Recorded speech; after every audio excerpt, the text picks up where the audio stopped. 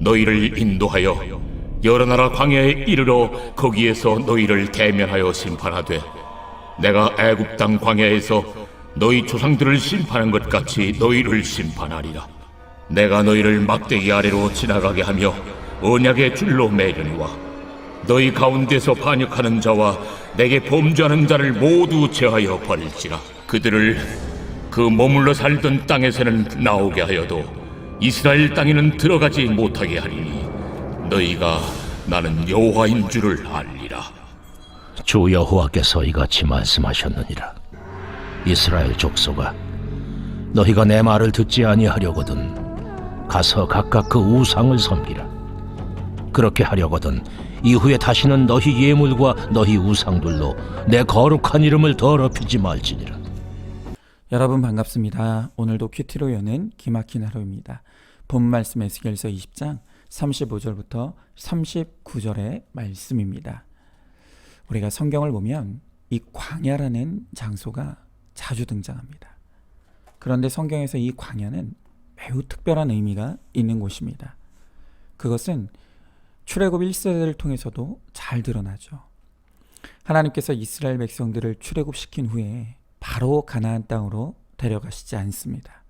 그리고 하나님께서 그들을 이끌고 간 곳이 바로 광야였습니다.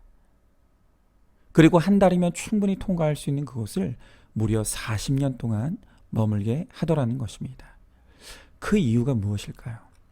왜냐하면 이 광야에서만 할 수 있고 또 광야에서만 해야 할 일이 있기 때문입니다.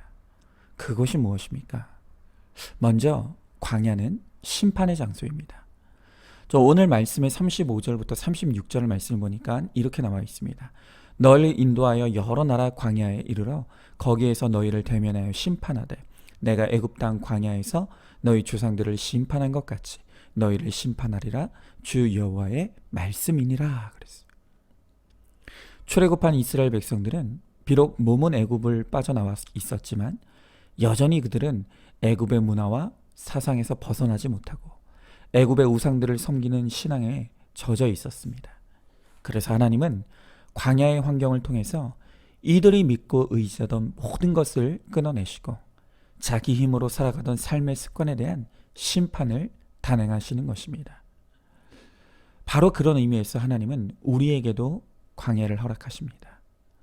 오늘 우리에게 광야란 무엇입니까? 내가 믿고 의지하던 모든 것이 떠나가고 내가 할 수 있는 것이 아무것도 없는 환경과 상황, 바로 그것이 오늘 우리들에게 하나님이 이끌어 인도하시는 광야입니다. 사람은요, 내가 믿고 의지할 것이 있는 한 절대로 하나님을 찾지 않습니다. 또한 내 방법과 수단이 남아있는 이상 절대로 하나님을 구하지 않습니다. 그래서 하나님은 내게 익숙한 환경과 사람을 떠나가게 하시고 실패와 또 망하는 사건을 통해서 비로소 하나님을 기억하고 하나님을 찾게 하시는 것입니다. 제 이야기를 하자면 저는 이제껏 제 의와 성실과 포장된 성품을 믿고 그렇게 살아왔습니다. 그리고 그렇게 성실하고 바르게 살면 내가 어디 가든지 인정받고 사랑받을 수 있다는 확신으로 가득 차 있었습니다. 그래서 저의 우상은 다름 아닌 저 자신이었습니다. 그래서 하나님은 안산중앙교회라는 광야에 저를 넣어주셔서 저를 심판하셨습니다. 그 시간 동안 하나님은 그간 제가 자랑하던 제 성실과 열심과 의가 하나도 통하지 않게 하셨습니다. 그리고 어디든 인정받고 사랑받을 수 있다고 자신했던 저로 하여금 그 광야의 시간 동안 철저하게 미움받고 멸시받도록 하셨습니다. 그 시간을 통해 하나님은 저의 의와 교만을 박살내시고 산산조각 내신 것입니다. 제 아내도 마찬가지입니다. 제 아내도 이제껏 착한 아이 컴플렉스에 사로잡혀서 집에서는 부모님께 순종하는 착한 자녀로 살고 또 결혼 전 처녀적에는 낮에는 직장에서 일하고 밤에는 야간 대학원을 다니면서 여러 개의 자격증을 따내는 행위 중독, 열심 중독의 사람이었습니다. 그리고 그것은 결혼해서도 끊어지지 않고 뭐든지 완벽하게 해야 된다는 강박관념에서 쉽게 벗어나지 못했었습니다. 그런 제 아내에게도 하나님은 암이라고 하는 이 심판의 광야를 허락하셨습니다. 하나님은 몸이 우상이던 제 아내의 몸을 치셔서 행위와 열심을 자랑하던 제 아내의 모든 자랑을 꺾어내셨습니다.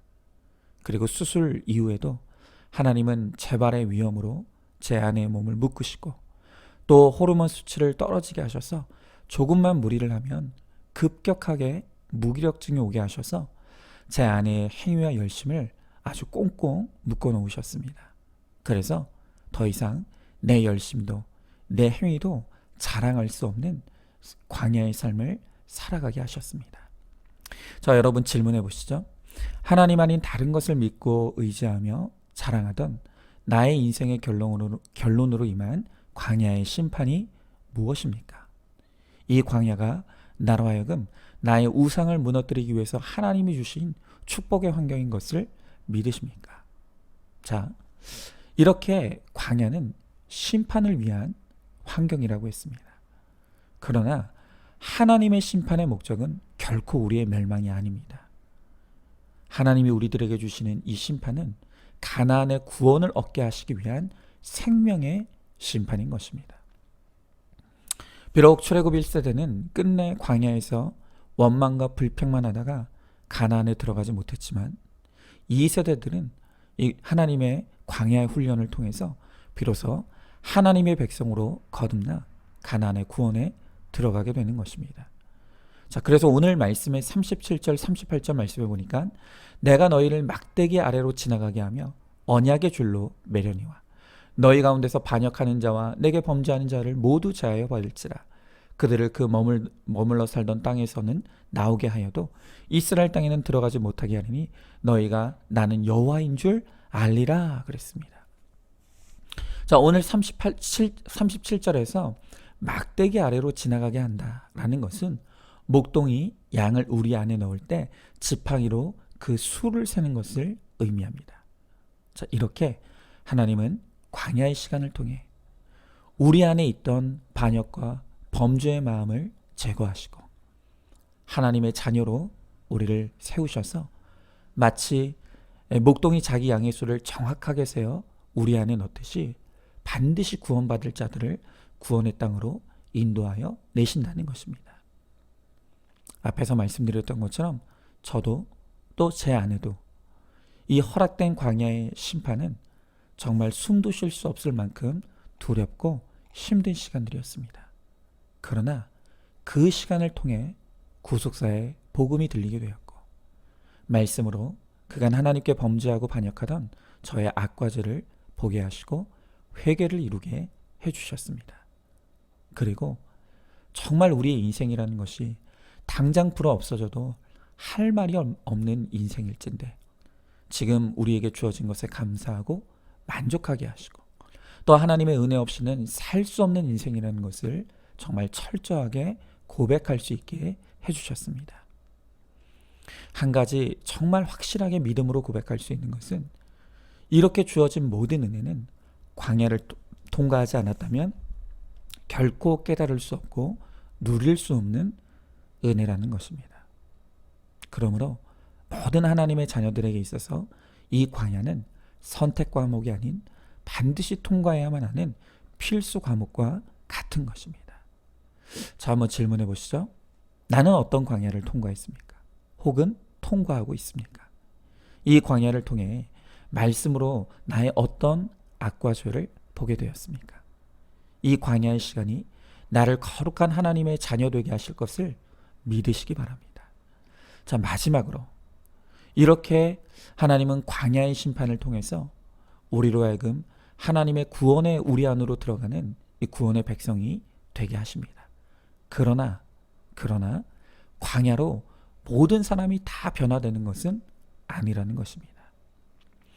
오늘 마지막으로 39절의 말씀을 보니까 이렇게 광야를 통해 깨어지고 회개하여 하나님의 자녀가 되는 사람들도 있는 반면 광야의 시간들 가운데 더 강팍해지고 더 악해져서 하나님의 말씀을 듣지도 않고 우상을 버리지도 않는 사람들도 있더라는 것입니다. 그래서 광야가 모든 사람에게 축복인 것은 아닙니다. 광야가 택함 받기로 작정된 택자에게는 거룩과 구원을 이루는 축복의 장소이지만, 불택자에게는 도리어 더 강팍해지고 더 하나님을 멀리 떠나는 저주의 장소이기도 하다는 것입니다. 그래서 이 광야에서 내가 어떤 반응을 보이는가 하는 것이 내가 택자인지 택자가 아닌지를 가르는 리트머스 시험지 같은 역할도 하는 것입니다. 여러분, 출애굽 1세대의 백성들을 보십시오. 그들은 광야에서 원망과 불평으로만 일관했습니다. 그 결과로 여호수아와 갈렙을 제외한 모든 1세대 사람들이 모두 다 죽고 말았습니다. 그러나 온전한 회개를 이루었던 2세대는 모두 가나안에 들어가게 되었습니다. 오늘 말씀을 통해서 주님은 우리가 하나님을 섬길 것인지 우상을 섬길 것인지를 너희가 택하라고 하십니다. 광야가 축복이 될 것인가 저주가 될 것인가는 우리의 선택에 달려 있다는 말입니다. 이 광야의 심판을 통해 나의 반역과 범죄의 마음을 회개하고 우리 안에 우상을 깨트리며 회개로 나오는 자는 가나안의 구원에 들어가게 될 것입니다. 그러나 출애굽 1세대처럼 광야에서 원망하고 불평하며 환경 탓, 사람 탓, 하나님 탓으로 일관한다면 결국 그 광야는 고생만 하다가 구원에서 떨어지는 저주의 장소가 될 것입니다. 우리는 광야를 통해 오직 회개를 이루기를 원합니다. 거룩을 쫓기를 원합니다. 그것을 통하여서 우리 모두 가나안의 구원을 누리게 되는 축복을 누리는 우리 모두가 되기를 소망합니다. 자, 질문해 봅니다. 지금 가나안의 환경과 상황에서 나는 말씀으로 내 죄를 보며 회개를 고백하고 있습니까? 아니면 원망과 불평과 탓으로 일관하고 있습니까? 광야에서 빠져나오는 지름길은 오직 회개밖에 없다는 것을 깨달으시기 바랍니다. 말씀으로 완전히 회개함으로 광야가 축복의 장소가 되기를 소망합니다. 자, 오늘도 10월 9일 보석상자입니다. 온 세상의 인정과 존경을 받아도 예수님으로 이어지지 않는 사명은 공허한 것입니다. 아멘. 오늘도 큐티로 기막힌 하루를 살아내는 하늘가족 공동체 우리 모든 성도님 되시기를 주님의 이름으로 축복합니다.